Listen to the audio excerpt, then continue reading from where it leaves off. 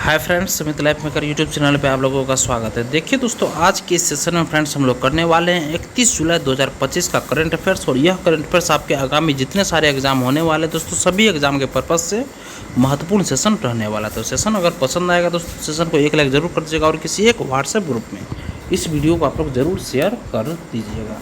तो चलते हैं दोस्तों। देखिए फ्रेंड्स, 31 जुलाई का फर्स्ट क्वेश्चन है कि प्रॉक्टर एंड गैमल के 187 वर्षों के इतिहास में पहली बार किस भारतीय को ग्लोबल सीईओ नियुक्त किया गया, जो 1 जनवरी 2026 से पदभार संभालेंगे। और यह नियुक्ति क्यों महत्वपूर्ण मानी जा रही है दोस्तों? तो देखिए फ्रेंड्स, इसका ऑप्शन नंबर हमारा सी सही है। देखिए, शैलेश जेजूरीकर को ग्लोबल सीईओ बनने वाले पहले भारतीय बने हैं। सोल्यूशन देखिए इसका, शैलेश जेजूरीकर जो P&G के 187 वर्षों के इतिहास में ग्लोबल सीईओ बनने वाले पहले भारतीय हैं। शैलेश जेजूरीकर को प्रॉक्टर एंड गैम्बल का ग्लोबल सीईओ नियुक्त किया गया है। वे 1 जनवरी 2026 से यह पद संभालेंगे। वे जॉन मोएलर का स्थान लेंगे, जो एग्जीक्यूटिव चेयरमैन की भूमिका में जाएंगे। जेजूरीकर वर्तमान में चीफ ऑपरेटिंग ऑफिसर सीईओ के पद पर कार्यरत और वे 1989 से P&G से जुड़े हुए हैं। उन्होंने फैब्रिक एंड होम केयर जैसे प्रमुख व्यावसायिक क्षेत्रों का नेतृत्व किया, जहाँ उन्होंने नवाचार, आपूर्ति श्रृंखला, दक्षता और वैश्विक विस्तार पर ध्यान केंद्रित किया है। यह पहली बार है जब P&G के इतिहास में किसी भारतीय को शीर्ष नेतृत्व की जिम्मेदारी सौंपी गई है। यह नियुक्ति कंपनी के नवाचार, संचालन, उत्कृष्टता और सतत विकास के प्रति प्रतिबद्धता को दर्शाती है। नेक्स्ट क्वेश्चन, निम्नलिखित में से कौन सा कथन विश्व मानव तस्करी विरोध दिवस 2025 की थीम और फोकस के संदर्भ में सही है? तो ऑप्शन नंबर ए देखिए इसका, 2025 की थीम संगठित अपराध की भूमिका को उजागर करती है और शोषण समाप्त करने की अपील करती है। यही दोस्तों इसका थीम है, विश्व मानव तस्करी विरोधी 2025 का थीम है दोस्तों। सॉल्यूशन देखिए इसका, विश्व मानव तस्करी विरोधी दिवस 2025 की थीम है मानव तस्करी एक संगठित अपराध है, शोषण समाप्त करें। यह थीम संगठित आपराधिक नेटवर्क की भूमिका को रेखांकित करती है जो मानव तस्करी को बढ़ावा देते हैं। अभियान में कानून प्रदर्शन एजेंसियों से सक्रिय कदम उठाने, सीमापार सहयोग और तकनीक के उपयोग की अपील की गई है। इसमें पीड़ित केंद्रित दृष्टिकोण को प्राथमिकता दी गई है ताकि पीड़ितों को न्याय और सहायता मिल सके। यह अभियान परिवहन केंद्रों और ऑनलाइन प्लेटफॉर्मों के माध्यम से जागरूकता बढ़ाने और रिपोर्टिंग को प्रोत्साहित करने पर भी जोर देता है। नेक्स्ट क्वेश्चन देखिए, निम्न में से कौन सा कथन लालू प्रसाद यादव और नलिन वर्मा द्वारा सह-लिखित संकलन लव ऑफ एंड संत गोरखनाथ, देखिए इसका बुक का नाम है, देखिए लव एंड संत गोरखनाथ की भावना और महत्व को सबसे अच्छी तरह दर्शाता है? तो ऑप्शन नंबर 3 इसका देखिए, यह गोरखनाथी परंपरा से जुड़ी लोक कथाओं का एक संकलित संग्रह है जो जादुई यथार्थवाद और जीवन के अनुभवों को मिलाकर एक दर्शाता है कि हाशिए पर खड़े समुदायों ने किस तरह लोक कथाओं को प्रतिरोध और आध्यात्मिक अभिव्यक्ति के माध्यम से रूप में अपनाया है। सॉल्यूशन देखिए इसका, यह गोरखनाथी परंपरा से जुड़ी लोक कथाओं का एक संकलित संग्रह है जो जादुई यथार्थवाद और जीवन के अनुभवों को मिलाकर एक दर्शाता है कि हाशिए पर खड़े समुदायों ने किस तरह लोक कथाओं को प्रतिरोध और आध्यात्मिक अभिव्यक्ति के माध्यम से रूप में अपनाया। लालू प्रसाद यादव ने इस संकलन को नलिन वर्मा के साथ मिलकर लिखा है, जिसमें राजनीतिक दृष्टिकोण और साहित्यिक शोध का समावेश है। इस पुस्तक का नाम है ऑफ लव एंड संत गोरखनाथ, जिसमें 4 प्रमुख लोक कथाएं शामिल हैं: सोरठी ब्रिज भार, भर्तृहरि पिंगला, हीर रांझा और सरंगा सदा ब्रिज। यह कहानियाँ गोरखनाथी परंपरा पर आधारित है और योगी गोरखनाथ की समावेशी और मानवतावादी दृष्टिकोण को दर्शाती है। संकलन में जादुई यथार्थवाद और मौखिक परंपरा का उपयोग कर यह बताया गया है कि हाशिए पर खड़े समुदायों ने किस तरह लोक कथाओं के माध्यम से अपनी पहचान और आध्यात्मिकता को अभिव्यक्त किया। और यह पुस्तक पेंगुइन रैंडम हाउस इंडिया द्वारा प्रकाशित की गई है और इन लोक परंपराओं के सामाजिक और दार्शनिक महत्व को उजागर करती है। नेक्स्ट क्वेश्चन देखिए, हाल ही में भारतीय तटरक्षक बल के लिए गोवा शिपयार्ड लिमिटेड द्वारा कौन सा फास्ट पेट्रोल वेसल लॉन्च किया गया है?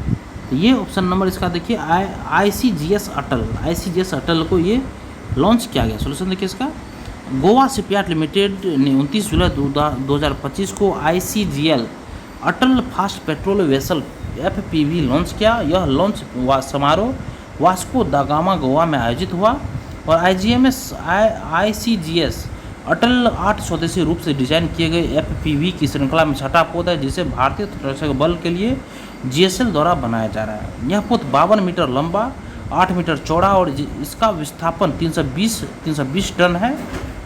इसका उपयोग तटीय गश्त, द्वीप सुरक्षा, अपतटीय परिसंपत्तियों की सुरक्षा, तस्करी रोध, समुद्री डकैती रोध और खोज एवं बचाव अभियानों के लिए किया जाएगा। यह लॉन्च आत्मनिर्भरता और स्वदेशी जहाज निर्माण क्षमताओं को बढ़ावा देने की दिशा में भारत की प्रतिबद्धता को दर्शाता है।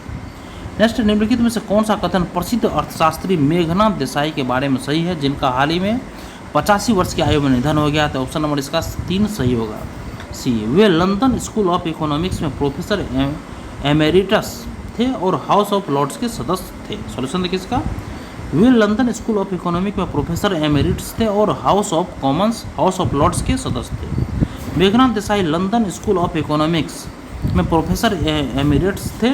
वे 1991 में लाइफ पीयर बनाया गया था, जिसके बाद वे हाउस ऑफ लॉर्ड्स के सदस्य बने। वे ब्रिटिश लेबर पार्टी से जुड़े थे, न कि कंजर्वेटिव पार्टी से। उन्हें पद्म भूषण से सम्मानित किया गया था, न कि भारत रत्न से, याद रखिएगा। उन्होंने 25 से अधिक पुस्तकें और 200 से ज़्यादा शैक्षणिक लेख लिखे। नेक्स्ट क्वेश्चन देखिए, हाल ही में टेलीकॉम से जुड़ी साइबर धोखाधड़ी से निपटने के लिए संचार साथी मोबाइल ऐप लॉन्च किया गया है। यह ऐप कितनी भाषाओं में उपलब्ध है? ये 22 भाषाओं में उपलब्ध है। सोल्यूशन देखिए इसका, संचार साथी मोबाइल ऐप को केंद्रीय संचार मंत्री ज्योतिरादित्य सिंधिया ने लॉन्च किया और यह ऐप हिंदी और 21 क्षेत्रीय भाषाओं को सपोर्ट करता है, यानी कुल 22 भाषाओं में उपलब्ध है। इसका उद्देश्य देश की भाषाई विविधता को ध्यान में रखते हुए डिजिटल सेवाओं की पहुंच बढ़ाना है और यह ऐप उपयोगकर्ताओं को संदिग्ध कॉल या मैसेज की रिपोर्ट करने, खोए या चोरी हुए मोबाइल को ट्रेस या ब्लॉक करने और अनधिकृत मोबाइल कनेक्शन की जांच करने में मदद करता है। यह पहल साइबर धोखाधड़ी पर लगाम लगाने और डिजिटल सुरक्षा को बढ़ावा देने की दिशा में सरकार का एक महत्वपूर्ण कदम है। नेक्स्ट क्वेश्चन देखिए, निम्नलिखित में से राष्ट्रीय संगोष्ठी के बारे में कौन से कथन सही है? निम्नलिखित में से राष्ट्रीय संगोष्ठी के बारे में कौन से कथन सही है जो इंदिरा गांधी राष्ट्रीय कला केंद्र द्वारा भगवत गीता और नाट्य शास्त्र को यूनेस्को की मान्यता मिलने के उपलक्ष्य में आयोजित की जा रही है? तो ऑप्शन नंबर इसका देखिए, ये सही है, केवल 1, 3 और 4 सही है। पहला है इसमें, यह संगोष्ठी 30 और 31 जुलाई 2025 को दिल्ली में आयोजित होगी। और तीसरा इसका है, भगवत गीता और नाट्यशास्त्र को यूनेस्को की memory of the world international register में शामिल किया गया है। और चौथा है इसमें, संगोष्ठी का उद्देश्य इन ग्रंथों की वर्तमान वैश्विक संदर्भ में प्रासंगिकता पर चर्चा करना है।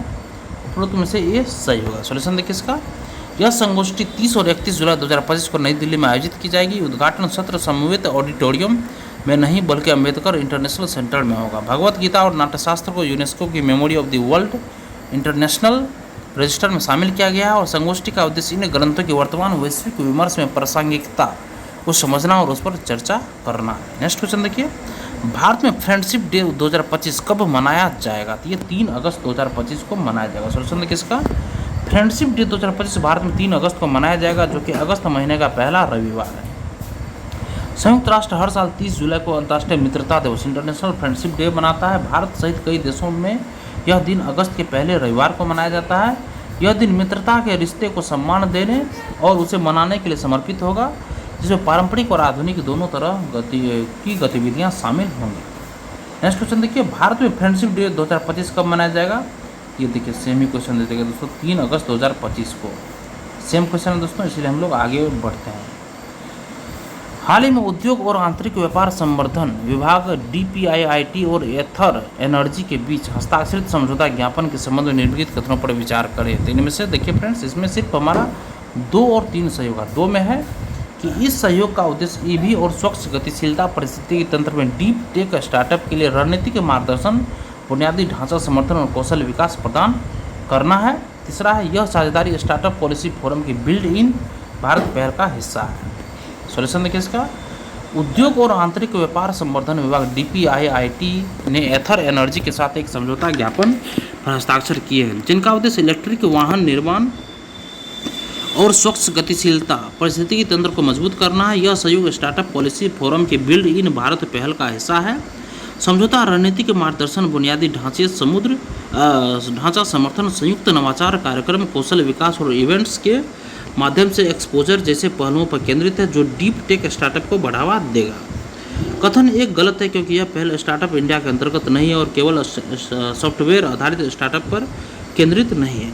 कथन 4 भी गलत है, क्योंकि यह समझौता केवल बैटरी निर्माण तक सीमित नहीं है बल्कि स्वच्छ गतिशीलता के लिए पहलुओं को शामिल करता है। नेक्स्ट क्वेश्चन देखिए, निम्नलिखित में से कौन सा कथन रिलायंस जियो की नई लॉन्च की गई जियो पीसी सेवा के बारे में सही है? ऑप्शन नंबर सी इसका देखिए, जियो पीसी जियो सेट टॉप बॉक्स की मदद से किसी भी टेलीविज़न को क्लाउड आधारित डेस्कटॉप में बदल देता है। देखिए निम्नलिखित में कौन सा कथन रिलायंस जियो की नई लॉन्च की गई जियो पीसी के सेवा के बारे में सही है?